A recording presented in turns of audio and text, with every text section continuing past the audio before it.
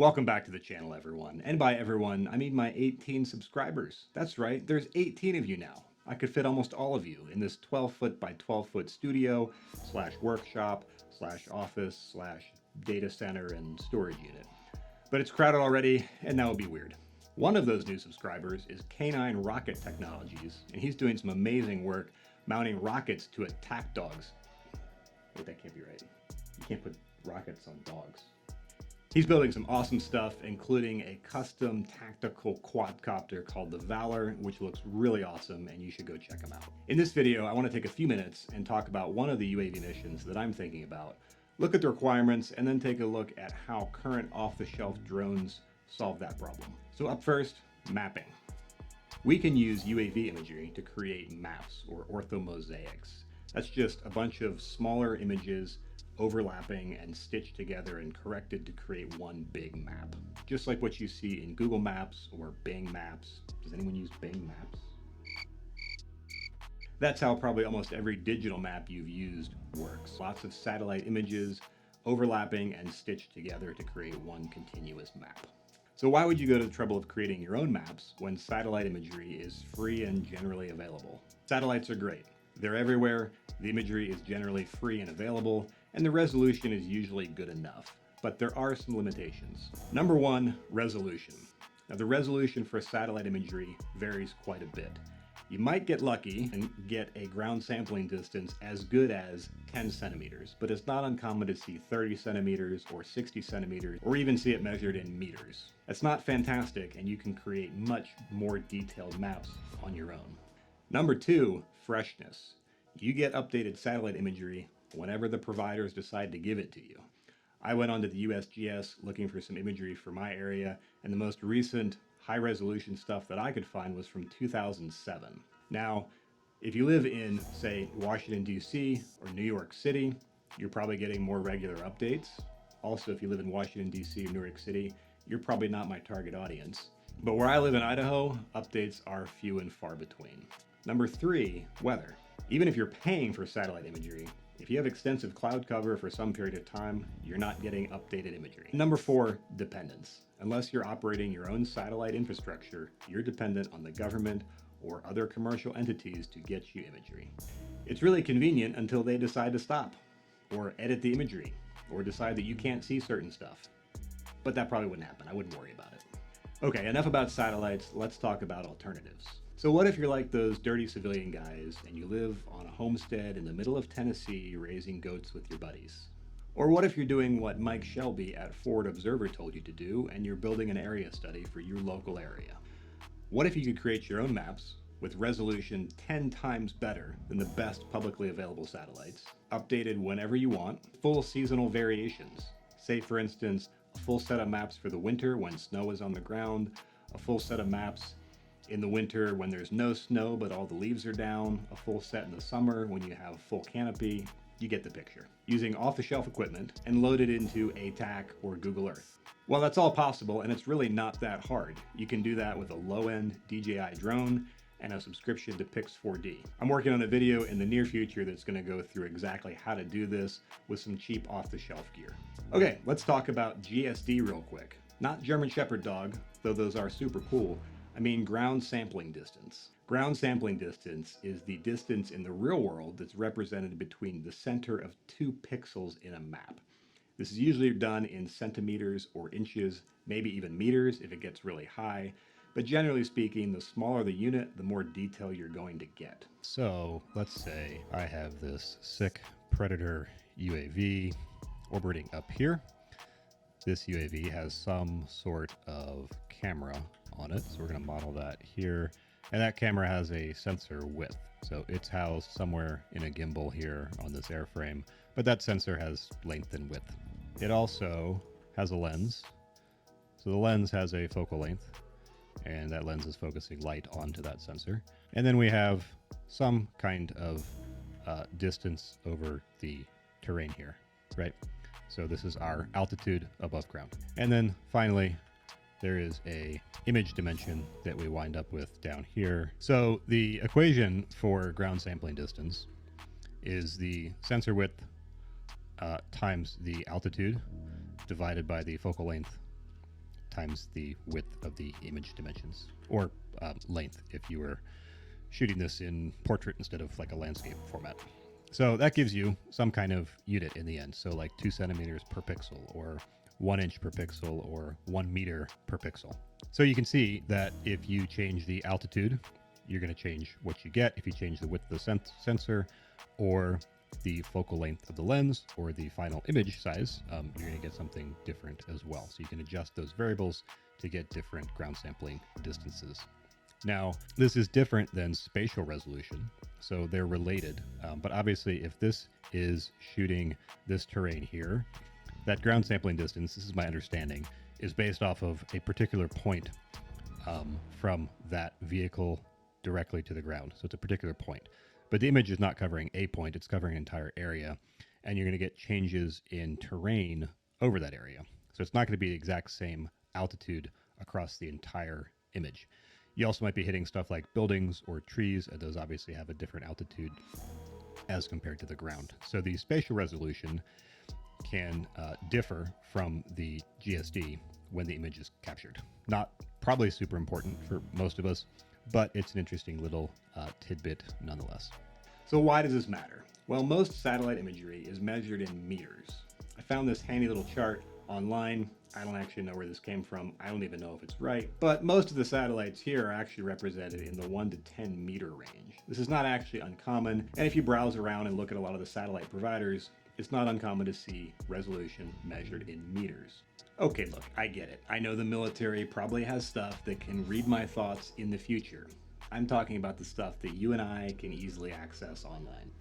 S2 Underground, which is a fantastic YouTube channel, by the way, you should definitely give them a follow if you're not already, has a great walkthrough on how to pull USGS imagery and load it into ATAK. I think this was about 1.5 years or 2 years ago. But I know for the Washington, D.C. area, he was able to find some imagery down to about 10 centimeters, which is pretty good. As I've looked around the USGS, that's about what I'm finding. If I get really lucky, maybe it's 10 centimeters. The more remote you get, the more out in the sticks you get, the higher the resolution and the less often it's updated. No one's tasking expensive satellites to examine Idaho at 10 centimeters ground sampling distance. Now, for my particular purposes, I want to map really large fields for agricultural inspection. I'm working on ways to help local farmers better manage their crops with really good, high-quality aerial imagery. Now, when you start to map thousands of acres, you start to run into some of the limitations of your typical DJI quadcopter. Let's jump into QGroundControl and take a closer look at what that looks like. If you're not familiar, QGroundControl is mission planning and UAV control software. So you can plan a mission, set waypoints and patterns, load that into a drone, and the drone will go fly the mission, assuming that drone supports QGroundControl. DJI has similar software. I like QGroundControl because it's open source and works with a bunch of different hardware, but there's lots of options here, so don't feel like you have to use this. Okay, I've selected a decent sized field here in Idaho. If you're watching this and this is your land, that's a crazy coincidence. But this is almost exactly 1,400 acres. We see that over here. And this represents the pattern the UAV would fly to fully map this particular area. So it's going to take off over here in this direction, fly over here, and then it's going to run these white lines is the route that it's going to run. The green area is the actual image coverage that we're going to get. Now, we could make this more efficient. We could rotate this different directions. I wasn't really going for extreme efficiency here, just kind of trying to get the general idea. So this is not optimized. We're just going for kind of a rough idea of how this works. So we talked about GSD ground sampling distance before, and we know that it depends on altitude, sensor size, and the lens focal length. So for this, I grabbed the specs for a DJI Mavic Air 3, since that's kind of a normal off-the-shelf drone, and I input them over here into the camera specs. So the sensor is 17.3 millimeters by 13 millimeters. That's the image dimensions, and it has a focal length, effective focal length of I think 24 millimeters. I think that's correct based on DJI's site. If that's wrong, let me know. So at, say, a 2-inch per pixel, we can set our ground resolution here, right? We can set 2 inches per pixel, which is 2 inches is that's 5 centimeters. So that's good, and that's still way better than the 10 centimeter ultra high res satellite imagery we were seeing before. So 5 centimeters is not bad at all. So at 5 centimeters or 2 inches, this whole pattern we can fly in an hour and a half, which doesn't sound bad, right? The problem is this actually forces us to fly this at an altitude of a little over 1,200 feet AGL. And the problem is that's illegal. You can't fly drones at that altitude unless you get waivers. So this is kind of a no-go unless you're trying to, do illegal stuff, and you should not do that. You should always follow Federal Aviation Administration guidelines. So if we want to adjust this down to a legal altitude, the max you can fly without waivers or exceptions is 400 feet. Let's enter 400 feet. So we're keeping the exact same camera dimensions. Everything's stayed the same with the camera. All we're doing is bringing the altitude down to our max FAA limited AGL. So we're going to update that, and you're going to see what it does to this pattern. We're flying a lot more paths, right? A lot more runs to create this. So our ground resolution, because we forced the altitude down, our ground resolution went down to 0.7 inches per pixel, which is 1.7 centimeters, 1.8 centimeters. So we got higher ground resolution, better ground resolution. We took the altitude down, and the downside is this is now going to take 4 hours and 18 minutes to fly, which is a long time. It's going to take 11,561 photos. It's triggering a photo every 4 seconds, or 64 feet, to survey this entire area. So this works. The problem is, assuming the camera specs we had for this Mavic 3, a Mavic 3 has a flight time of about 40 minutes. So to do this 4-hour and 20-minute pattern, you're talking about 6, 7, 8 round trips for batteries, I think, probably more. So it has a 40-minute flight time. That's under optimal conditions with no wind, and you have to factor in, stopping the pattern halfway through, going back for a battery, and then it has to go back to the point where it stopped and resume the pattern. So you're losing a few minutes there as well. So really, 6, 7, or 8 landings for battery swaps is probably very conservative. You're probably talking, 9, 10, maybe more. So that works.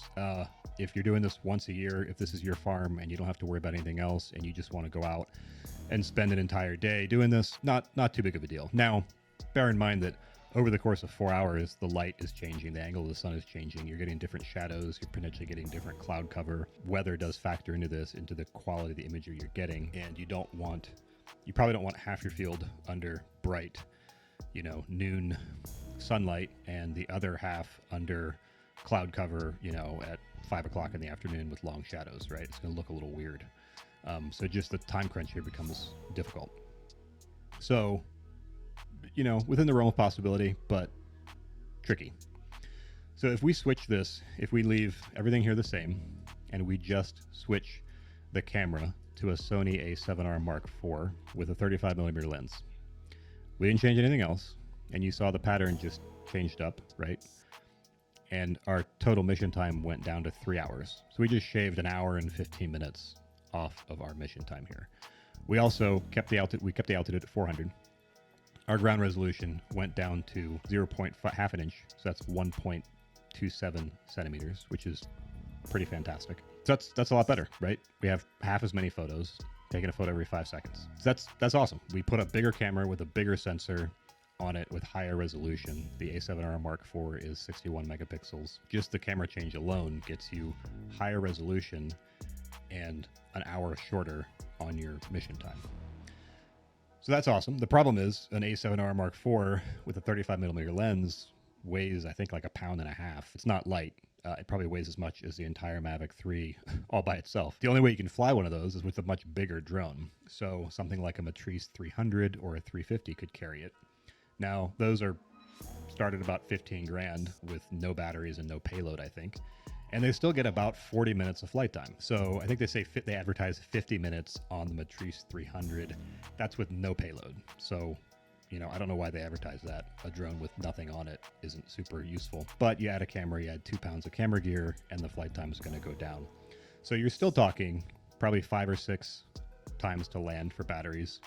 And those batteries, by the way, are pushing $1,000 a piece. So you probably have $5,000 or $6,000 in batteries alone, plus the camera, plus the actual, the airframe. So again, doable. Gets a lot more expensive. You can get it done, but it's a lot more expense, and you're still landing, 4 or 5 times to swap those batteries out. So you can start to see some of the limitations with your typical quadcopter style drone. They can get the job done, But there's a lot of expensive batteries, a lot of flying back to land to swap batteries, and a lot of flying back out to resume the pattern. And this is where fixed-wing UAVs or hybrid VTOL vertical takeoff and landing UAVs really start to shine, carrying a payload for hours at a time. And that's a big part of why I'm embarking on this particular build project. That's it for now, guys. So do all that YouTube like and subscribe stuff. You know how it works. In the next video, we're going to take a close look at some more tactical uses of drones and how the current equipment gets the job done. I'll see you guys in the next one.